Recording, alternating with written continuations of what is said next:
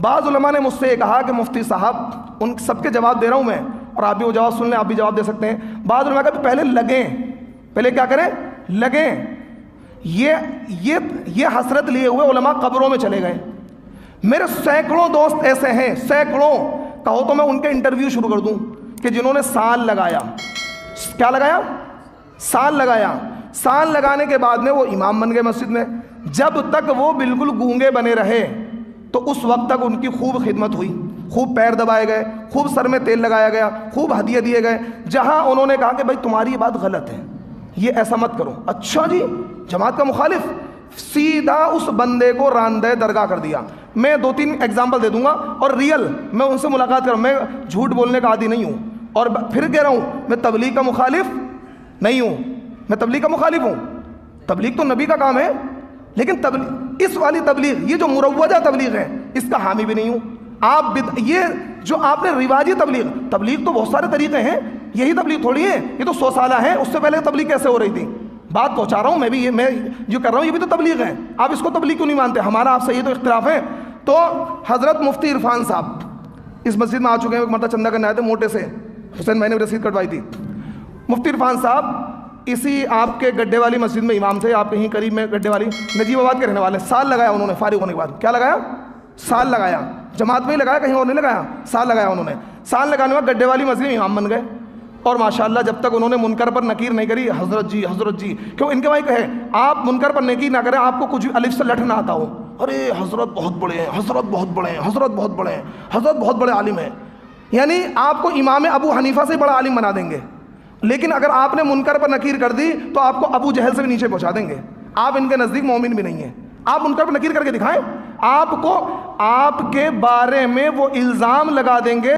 अल्लाह ने भी लिखा नहीं होगा आपकी तकदीर में कि ये बंदा ये काम करेगा मरने से पहले, लेकिन जमात वालों को पहले पता लग जाएगा। ऐसे ऐसे इल्ज़ाम आपके खिलाफ लगा देंगे, हत्ता के जादू करने से बाज नहीं आएंगे, गोली मारने से बाज नहीं आएंगे, और किसी काम से जो बस का होगा कर सकते हैं। कई उलमा पर जादू भी कराएगा, इसकी भी मिसालें मैं आपको दे दूंगा। खैर, मुफ्ती इरफान साहब ने इतनी सी बात टोकी थी जमात वालों को। कहाँ से शुरुआत हुई थी? मुफ्ती इरफान ने कहा कि भाई आप जब गश्त के लिए निकलते हैं तो आप मस्जिद में दुआ क्यों नहीं करते, चप्पलों में खड़े होकर दुआ क्यों करते हैं? देखा होगा जब निकलते हैं बाहर, गली में खड़े होकर दुआ करेंगे, चप्पल पे खड़े हो जाएंगे, वहाँ दुआ करेंगे, गेट पे। अरे भाई, दुनिया की बेहतरीन जगह तो मस्जिद है। मेरे नबी इरशाद फरमा रहे हैं, व खैरुल अमाकिनी मसाजिदुहा, दुनिया की बेहतरीन जगह मस्जिद है, व शर्रुल अमाकिनी अस्वाकुहा, दुनिया की बदतरीन जगह क्या है? बाजार है। क्या है? बाजार है। तो जब आप मस्जिद को छोड़कर चप्पलों में जाकर दुआ कर रहे हैं, कौन सा कॉमन सेंस है?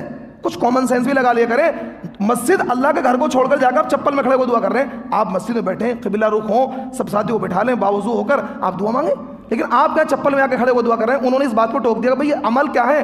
कुरान हदीस के खिलाफ। अरे भाई, मुफ्ती इरफान के इतने खिलाफ हो गए, इतने खिलाफ हो गए, हत्ता के वहाँ के एक तबलीगी जमात के अमीर ने क्या किया मुफ्ती इरफान के साथ में, उसने एक बच्चे से ID मंगाई चाल से और एक सिम खरीदा और पुलिस वालों को फ़ोन किया कि मुफ्ती इरफान के पास कश्मीर के आतंकवादी बैठे हुए हैं। क्या फ़ोन किया उसने?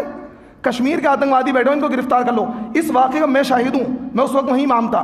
एकदम से ही पुलिस फोर्स आ गई मुफ्ती इरफान को गिरफ्तार करने के लिए। सिर्फ ये जुर्म था मुफ्ती इरफान का कि तबलीगी जमात की गलतियों में टोकने लगे थे वो। तो एकदम से पुलिस आ गई, मुफ्ती इरफान एकदम से घबरा गए, सो रहे थे, उठे, क्या हुआ कि थाने चलो, आपके खिलाफ कंप्लेंट आई है। खैर, उन्होंने समझदारी का सबूत दिया, अल्लाह को बचाना था। उन्होंने भाई ऐसे नहीं जाऊंगा मैं, मेरे महल्ले के लोग इकट्ठे करो, कमेटी वालों को बुलाओ, साथ में चलूंगा। ठीक है चलो।